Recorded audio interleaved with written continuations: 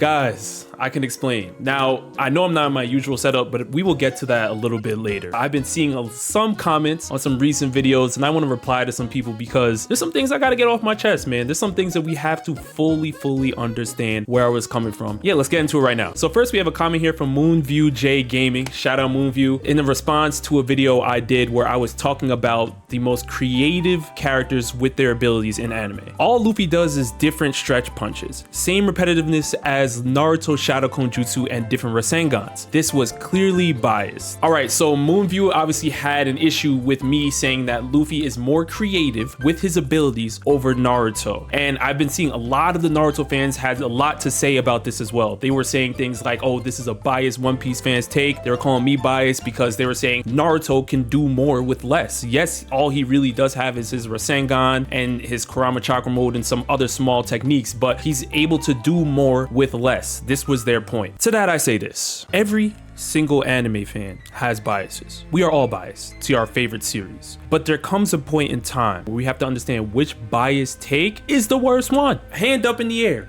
There are times that I have been biased as a One Piece fan. Obviously, a lot of you guys love to point them out, but I've already made a video over years ago talking about why I tend to defend certain One Piece characters in some cross-verse battles. And I've always said that I feel like there are anime fans of other series that sleep on the One Piece versus stats because a lot of people are not tapped into the One Piece versus stats because One Piece power scaling as a whole can be confusing based on certain statements, based on certain things. And I've made a video on that as well. But when you're talking about the Naruto verse, and this is not even a power scaling discussion, when you're talking about Naruto as a character, I should say, his bag is nowhere near Luffy's bag in terms of creativity because he didn't even come up with the Rasengan. He didn't even come up with the Shadow Clone Jutsu. There are many techniques that Naruto did not even come up with. Even him developing his relationship with Kurama so he can tap into Kurama's chakra, that is not something that he came up with. That's something that Killer Bee and other Jinchuriki of the olden days have been able to learn, and they passed that down to Naruto. Even the Senjutsu that Naruto uses, the Tochei Jutsu, he got that bag from Jiraiya. Now, that's not a knock on Naruto. We're talking about the first phase of the conversation. Did Naruto really create his style, his techniques?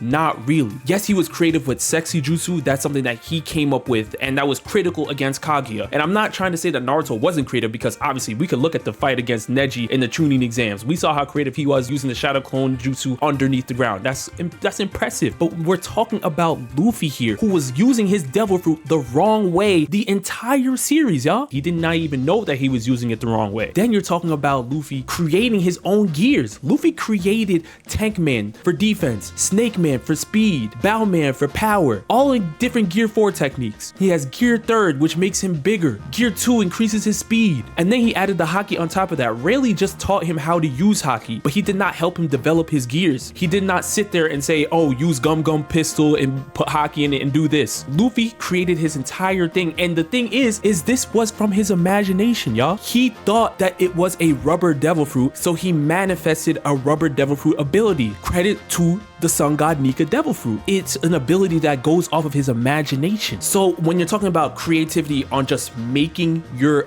abilities, that's gotta go to Luffy. But let's remove that out of the conversation. Now let's talk about battle. Let's talk about strategy. Who's more strategic in battle? Naruto is very strategic in battle. And this is why I was confused at why so many Naruto fans had an issue with me saying that I think Luffy is more creative, because it's not a knock on Naruto. I think Naruto is exceptional in battle. Obviously, he held it down in the 4th grade ninja war. Now, do I think there are other shinobi that outshine him in terms of creativity in battle? Absolutely. I would love to point to Sasuke. I would love to point to Hashirama. There's many shinobi that are better when it comes to strategy. But Naruto is just so overwhelmingly powerful that he's able to get by even if he can't come up with a great strategy. Now, is this me saying that I think Luffy is Lelouch from Code Geass? No. And that's why we talked about other anime characters that I think are even more strategic, that are even more creative in battle than Luffy and Naruto combined in that video. But what we have to stop doing is we have to stop acting like Luffy wasn't boxing against Logia users when he didn't even know what Haki was. Let's be honest. Luffy nerfed himself because he did not understand the abilities of his Devil Fruit, the true abilities of his Devil Fruit. And then on top of that, he had to fight against Logia Devil Fruit users with a Paramecia because that's what he manifested. We know he really has a mythical zone, but he thought it was a Paramecia. So he was fighting like it was a Paramecia. The creativity to beat a crocodile, the creativity to beat an NL. Like, we have to stop acting like Luffy was out here Gear frame 1 knowing that it was the Sun God Nika Devil Fruit. And then on top of that, once he unlocked Gear 5, he unlocked the Sun God Nika Devil Fruit. What did we see, y'all? He was jumping and running through the air, turned Kaido into a jump rope, literally changing the properties of lightning. This is why I feel like we have to stop saying that Luffy was just doing some punches here and there and changing the names of different punches.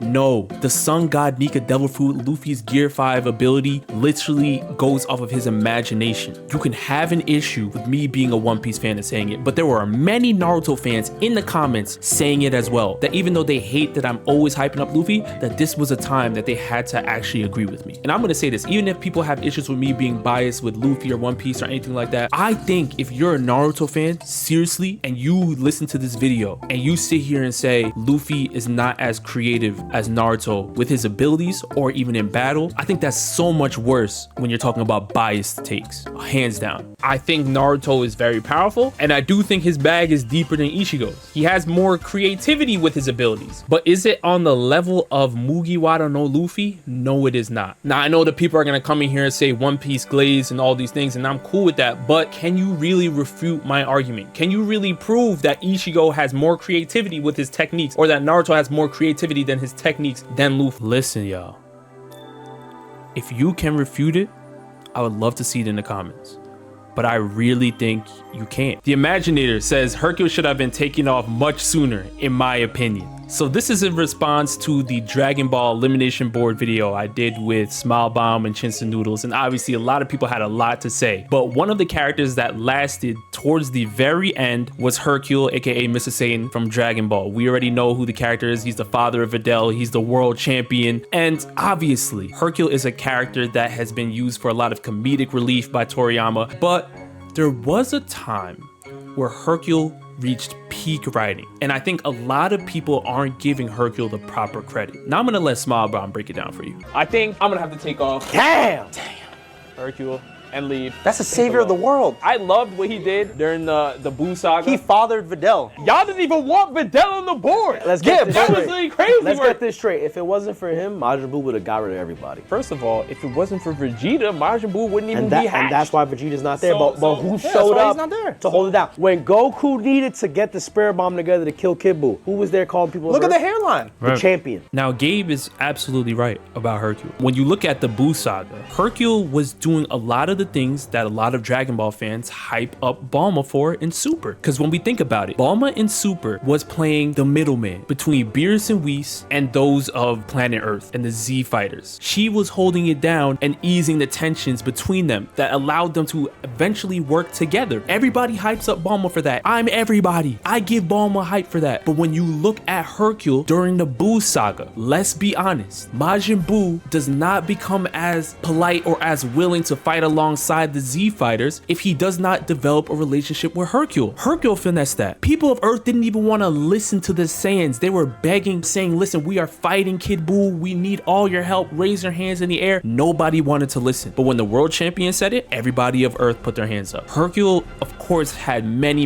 moments of cowardice, but you have to give him some bit of grace because we have to understand he's an Earthling. There are literally aliens coming down on Earth that have powers that are way far beyond what Hercule could ever even dream of. And now these people are coming from different planets and they're showing him up on his own stage. Most humans would crash out in his state, but the fact that he was able to grow through that. Hercule has had a lot of character development throughout the series, and I feel like my favorite Hercule moments lie in the Buu saga. So I can't sit here and act like Hercule should have been the first character off the board. I disagree with that. I feel like there are worse Dragon Ball characters than Hercule, hands down. Now, should have Hercule ended up in the final two? Hell no. And maybe that's me. I should have probably grabbed him sooner. But I figured that the two guys I was shooting the video with were gonna hold it down so I could take off some other characters, and they did not hold it down. So eventually I had to pull the plug on Hercule. There's no way he should have been in the top two. There are characters that I felt like should have been way over Hercule, whether it's Gohan or whoever, but it happens. But a lot of y'all acting like Hercule should have been the first off. I disagree.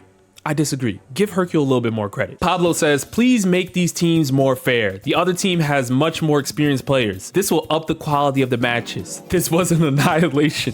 There was never really a chance, sadly. Oh man. This was in response to a Marvel Rivals battle I had with Chinston Noodles and his team. I put my team together, and Yeah, what Pablo said is absolutely right. We got destroyed. Now, listen, I don't know about y'all, but I've been getting my SVPs. Even though we're taking some L's, I've been getting my SVPs. I've been holding it down, but the team chemistry needs a little bit of work. There are some people on my team that were playing characters they weren't used to. There are times where I dropped the ball, where I missed my ult completely, or when I'm pushing against a team, I didn't have a healer with me, or whatever the case may be, and we were just all over the place. We did not have a great team plan going forward, but I feel like there were some good games. I mean, we obviously have to get in that Marvel Rivals gym. You know what it is. Pablo, we're gonna grab the next one for you, man. All right, I got you, Pablo. I got you. Don't worry. All right, Drader says, you've lost all my respect, Rob. You let Turbo Granny be eliminated. Now, before we proceed, if you do not read the Dandadan manga, I really suggest you do, but don't watch this part of the video if you're afraid of being spoiled, because we'll have to talk about some slight spoilers. Nothing too crazy, but you know, it is what it is. Now, I recorded a Dandadan elimination board video with Animal and Life with Anime podcast, and it was a ton of fun, but we got down to a really tough conversation.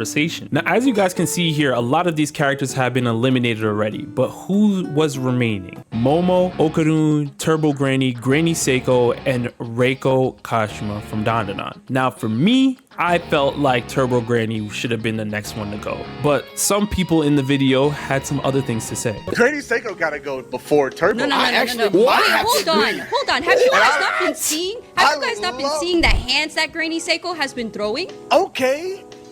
Yo, I love Granny. I love Granny Seiko. Yo, Joe. With a baseball bat. Joe. On her own. Granny Seiko, she is the backbone of the entire series. Nothing moves without Granny Seiko. Even when she's not there, she's still making plays. She's still making plays when she's not there. I feel like Turbo Granny is half that backbone. Turbo Granny and Reiko's situation were completely different.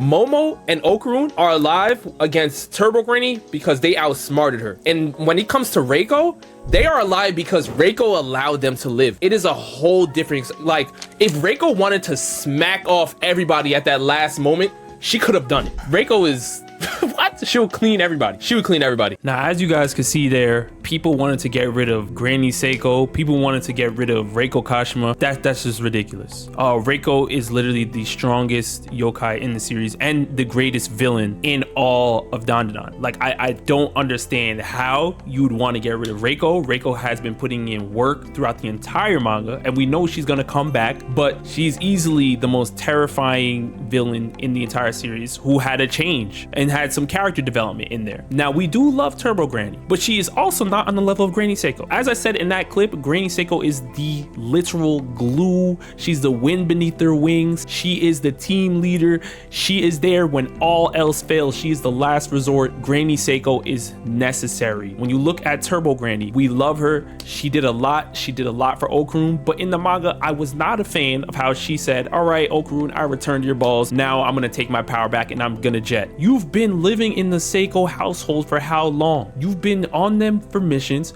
Of course, you completed, you did what you had to do, but through that time of being together with all the kids and everybody, you developed a relationship with them. And to just sever that for absolutely no reason whatsoever when you just saw that Count Saint Germain is outside, that's something where I felt like we love Turbo Granny. She made it to the top 5 characters of Dandadan, but she's next up on the chopping block. Now, I know there's people out there that love Turbo Granny, and if you're an anime only, you super love Turbo Granny. But even though she does rise in the manga, there are characters that I still think are above her. Now let me know down in the comment section below if you guys like this type of series where I'm responding to comments, and I'll do more of this. And with that, I love you guys. I'll see you guys next time. Peace.